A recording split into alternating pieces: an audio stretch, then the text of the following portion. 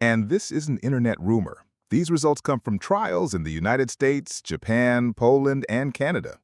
So let's answer the questions everyone wants to know. Is leftover rice really gentler on blood sugar than fresh rice? And do cooked vegetables work just as well as raw when you eat them first? Our first question comes from John, age 60, in Texas.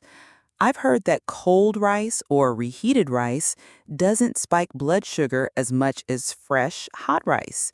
Is that true? That's a great question. This reminds me of Mike, one of my clients in Texas. He loved rice but nearly gave it up after being diagnosed with type 2 diabetes. Then he asked me if cooling rice could really make it safer for his blood sugar. There's real science here. When rice is cooked and then cooled, part of its starch transforms into something called resistant starch. Resistant starch acts a lot like fiber. It's harder to digest, so glucose enters the bloodstream more slowly. For example, in 2015, a study from Indonesia, led by researcher Sonia, showed that white rice cooked, chilled for 24 hours, and then reheated produced about an 18% smaller glucose response compared with freshly cooked rice. Right, and the same thing happens with potatoes. In 2019, a study conducted in the United States by Dr. Patterson and colleagues followed women with pre-diabetes. When they ate chilled potatoes instead of hot ones, their blood sugar at the 30-minute mark was about 9% lower, and insulin levels were 22% lower. And that's a key point. It means their bodies were under less stress. Exactly. That means their bodies needed less insulin to handle the same amount of carbohydrate. And in 2022, researchers in Poland, led by Dr. Strozik, tested this with adults who had type 1 diabetes. They found that cooled and reheated rice lowered the glucose peak from around 11 millimoles per liter down to about 9.9 and reduced overall 3-hour glucose exposure by about 60%.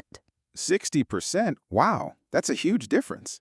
It is. Now, the catch was that some participants experienced low blood sugar because they had taken their usual insulin dose.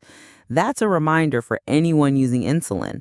Always speak with your doctor before changing your diet in this way. To picture it, think of hot rice like sugar cubes that dissolve instantly in water. Cold rice is more like a hard candy. It dissolves but slowly. In fact, a United Kingdom study in 2020 by Dr. Hodges found that pasta, which had been cooked, refrigerated, and reheated, brought blood sugar back to baseline about 30 minutes faster than fresh pasta. So it's helping on both ends, blunting the spike and helping it come down faster. That's fascinating. So, John, to break it all down, here's the main takeaway for you. Cooling rice, potatoes, or pasta overnight in the refrigerator can create resistant starch that blunts blood sugar spikes. Reheating doesn't erase the benefit. The effect is modest. I mean, we're usually talking 10 to 20%, so portion size still matters. And if you're on insulin, talk with your doctor since the slower absorption can increase the risk of lows. A simple way to try this at home: cook extra rice for dinner, refrigerate it overnight, then reheat it as fried rice or leftovers the next day. It tastes great and may give your blood sugar a gentler carve. So yes, even humble leftovers can be allies. But, there's another trick that's often even stronger, and it doesn't require changing the food itself, only the order you eat it. Let's hear our second question. Our next question is from Mary, 55, in California. She says, I usually eat a salad before my meal, but sometimes it's just steamed vegetables. Do cooked vegetables still help control blood sugar the same way raw ones do?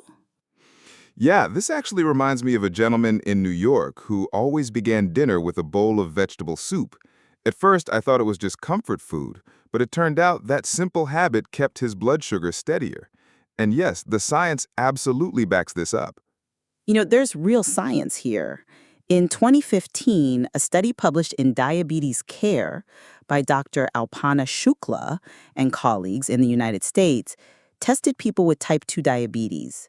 When they ate vegetables and chicken first and saved bread and orange juice for last, their blood sugar at the 30-minute mark was 37% lower, and their overall 2-hour glucose response was 73% smaller compared with eating the carbs first. 73% smaller. That's not a small change. That's a game changer. It's an incredible effect just from changing the food order. And in Japan in 2014, a study by Dr. Imai and colleagues in the Journal of Clinical Biochemistry and Nutrition found the same thing. When patients ate vegetables before rice, their after-meal glucose was significantly lower. Even more impressive, when they kept up the habit for over 2 years, their hemoglobin A1C improved too. And that's the long term goal, isn't it? Better A1C control. Precisely. And it doesn't have to be raw salad. In 2022, a 5-year study in Japan led by Dr. Shimada asked patients to start each meal with about 1 cup of vegetables. These could be raw, steamed, stir-fried, or in soup. After 5 years, the group that followed this advice had better A1C control than the group that did not. Even in healthy adults, a 2020 trial in China led by Dr. Ma confirmed that eating vegetables before rice reduced glucose spikes compared with eating rice first. So this isn't just for people with diabetes, it works across the board. To picture it, think of vegetables as lining your stomach with a sponge. When rice or bread comes afterwards, that fiber slows how fast the sugar seeps into your bloodstream. I love that image, lining your stomach with a sponge. That makes so much sense. Exactly. And the thing is, cooked or raw doesn't matter that much as long as the fiber structure remains intact. Just avoid juicing or pureeing because then the fiber's effect is lost. All right, Mary, so here's the bottom line for you. Eating vegetables before carbs can dramatically lower after-meal blood sugar, confirmed in studies from the US, Japan, and China. Both raw salads and cooked vegetables like steamed broccoli or sautéed zucchini work. Aim for about 1 cup before the main carbs, and add a little protein or healthy fat like olive oil or nuts to make the effect even stronger. We know that managing blood sugar can sometimes feel like a lonely journey, full of confusing information. That's the entire reason we created Health Unmasked, so no one has to figure it all out alone. Your story and your voice matter here. We genuinely want to know. So what is the single biggest challenge you're facing with your diet right now? It could be a food you miss, a meal you struggle with, or a question you can't seem to get an answer for. Please share it in the comments below. We're not just creating videos, we're building a community of support. We'll be reading and replying, looking for ways to help. Thank you for trusting us today. Take care, and remember, you're not alone in this.